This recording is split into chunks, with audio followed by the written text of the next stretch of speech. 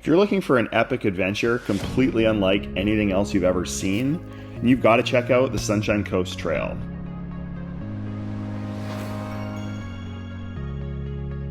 You can do the Sunshine Coast Trail as a 180-kilometer through hike, or you can tackle a smaller section of it due to the many access points throughout the trail.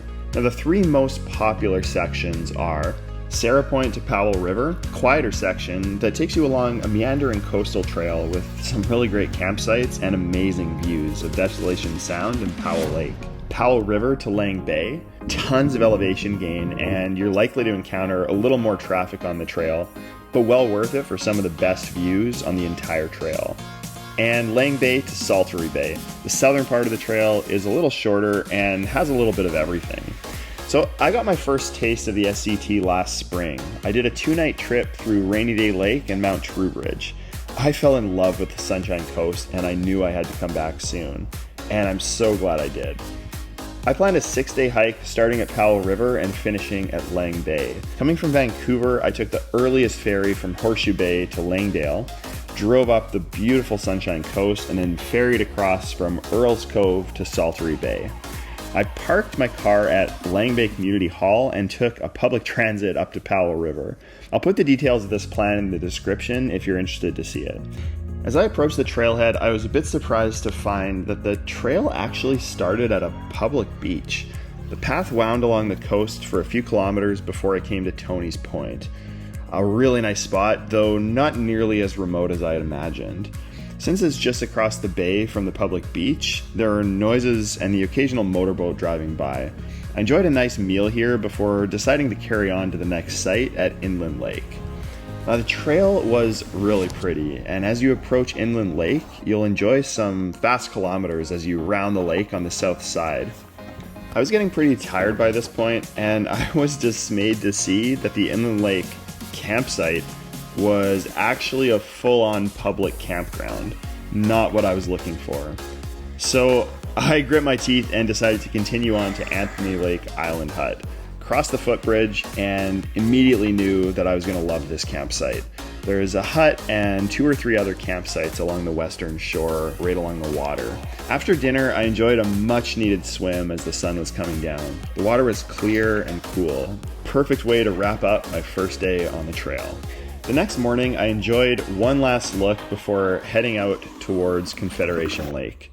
Now, this section of the trail is actually a lot harder than it looks, meandering up and down through the forest as you head inland and upwards. I made it to the next spot in about 3 hours, just in time to take a rest and refuel.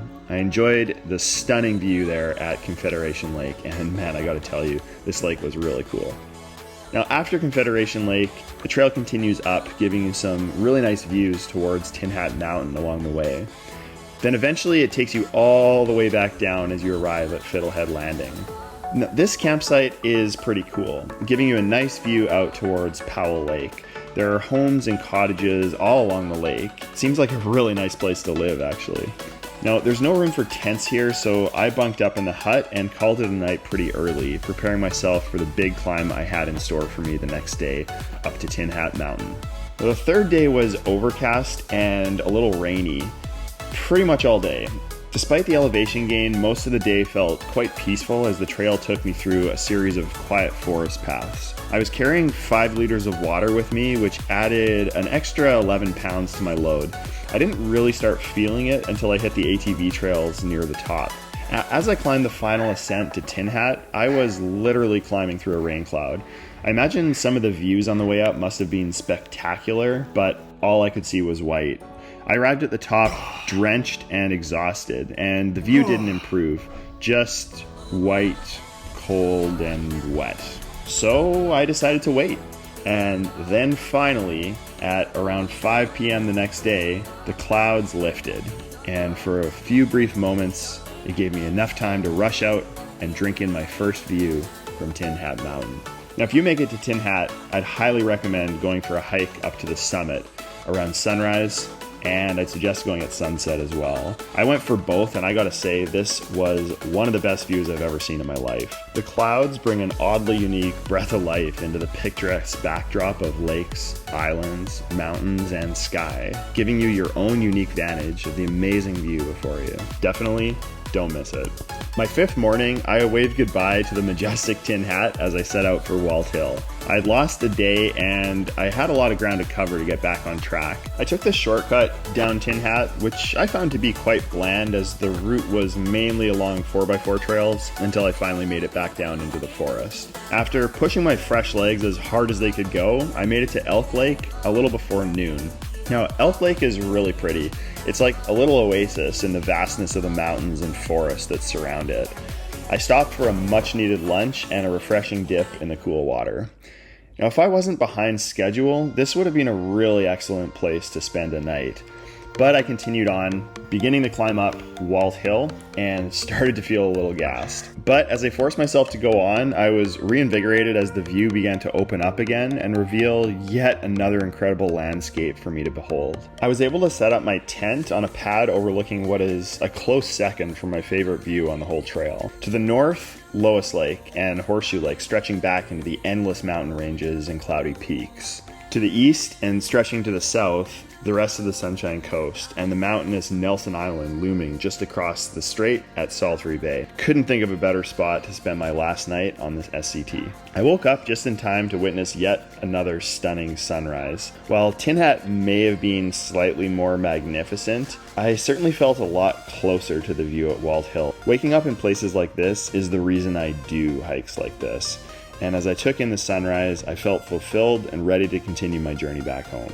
I hiked out in what must have been a record time despite hitting a forestry detour that took me about 4 kilometers out of the way, arriving back to my car at Langdale Bay just in time to catch my ferry. The SCT is a truly incredible hike. You walk and camp along beautiful bodies of water, up in the clouds in some gorgeous mountain ranges, through lush, verdant forests, and next to some serene, peaceful glacial lakes. Seriously, the trail has so much variety. Every day will bring a completely new experience and a new set of challenges to overcome. And it's in moments like these where you really push yourself that you get back everything you put in. It's a beautiful world out there. Get outdoors and enjoy it.